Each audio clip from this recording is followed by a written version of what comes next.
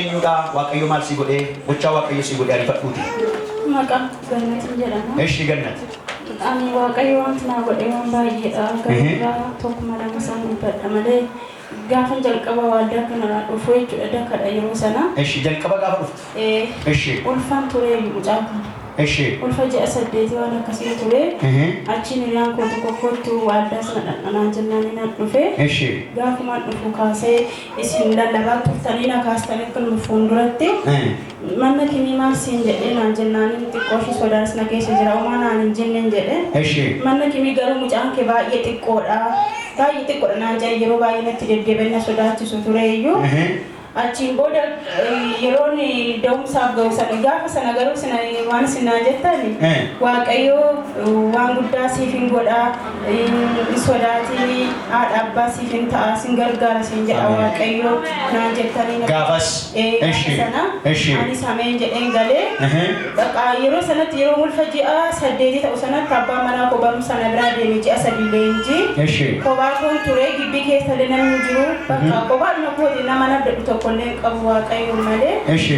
Sana booda baqa wanti xiqqoon sodaa yoo ciniinsuun koo halkan ta'e namni na gargaaru waan jiru obbolaan koo soduu ta'e jira mana qaqqabanitti ciniinsuu waan ta'eef baqa waan addaa waan na dhaga'uuf natti fakkaate garuu waaqayyo asitti natti dubbate karaa keessanii. Sana booddee akkuma isin jettan sana waaqayyo ciniinsuu kollee guyyaa naaf godhee.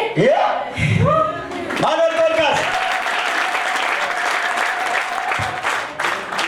Wacha nama dubbatu tokkotu sammuutti see godhini itti amaarifatte. Eshi guyyaa ol kaasee akka itti mamaaloo nama simbira jiru kostor jedhaati guyyaa naa ta'een koos jedhama. Kostoritti jedhaati kos guyyaa ta'een. Dhuguma isin jedhama guyyaa ma ta'eedha. An halkan taa'ee sodaadheedha. Rakkinni halkan sodaadhe sun jedha. Guyyaa furameedha. Eshi sana booda halkan sa'aatii 6 jalqabee amma bariitti ilma lafti naa bari'ee sana booda riyaa koo na waammadhee isheen dhuftee mana yaalaa na geessite sana booddee mana yaalaatti obbolaan koo na qaqqabanii guyyaadhuma isaatan deebaqa sa'aatii 4 sa'aatii 5 waan akkasiitiin nan da'ee wanti tokko illee narra hin geenye hospitaala siittiin da'ee waan tokko itti rakkinuma tokko iyyuu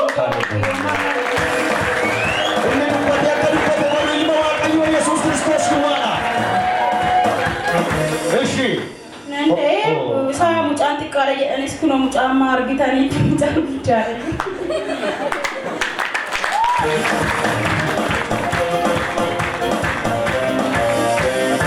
Mucaan guddaan dhalate. Inni sa'aatiin naa dhalaa sunis.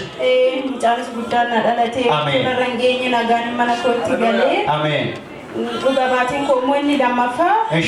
Asumatti innis lafuma kanatti erguma mucaa kana dee kintaarotii na jalqabee akka bakka inni natti dhufee sin beeku.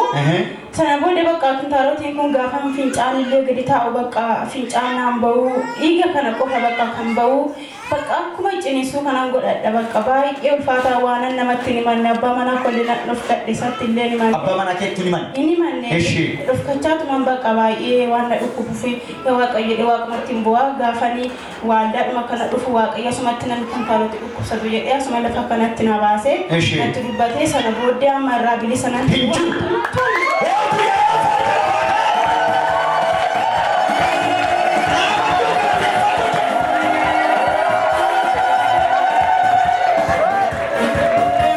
Yesus Kristus. Koi sammuna makan radam. Ake pula berat ya Allah kita ya. Mela pakai rakat tu mana pakai. Baik me kama ada sultanin anak kilo dah ufte rakat tu mana pakai ni. Me oji wa kayo nam dia dari kota. Yom si mana makum kun agara yom si mana ma. Hidup kita mana kita pakai. Hingga dia apa hingga dia. Haleluya. Iya sabot cawa kayo bendera. Balas anu ta ministero ta anak kilo ta jadi woi. Ugawa kayo sa dilata. Meta. Wanto kala amana rasin kap. Itak kapsis. Nawara na darba debo ko. Amana rasin kap. Utusan mung kesi bana me cerita kana kesa dangala. Dabala tu kana gode. Ulfina dabala afmin. Wa qabla barati wa na raisa gode. Ino rabaka ya dia ceka dia hasui kaprati ana rabuka ya dia. Ikiti apa manani penne berage esa hidahi. Tidak musi. Apa mana kar kunten dia. Apa mana cara ikiti berani tu. Jesus ofisa di berage isa bisa masuk. Amen.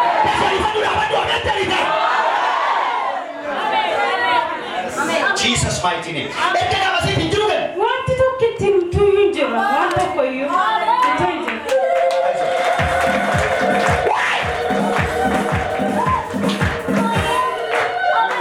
Ulah hati-hati lah. Dabala na ide sa danani. Zero mo itibai dige sa kabuan. Wakaf na berarti sa undumadando. Isa golgotha gubbaatti dhiiga isaa dhangalaase. Isa dhiphina ilmaan namaaf duwwaaf godhe. Isa ofii isaatii gadi bu'ee ol kaase. Ilma Waaqayyoo Yesuus. Eshi. Dhugaatiin kun immoo inni sadaffaa arma kanatu na dhukkube. Arma kana suutuma mucaa kana hoosisuutu innis na bira hin jiru ture hojiin isaanii yeroo tokko tokko hin bulu. Inni bakka hojii sana buluu deemee halkanidha.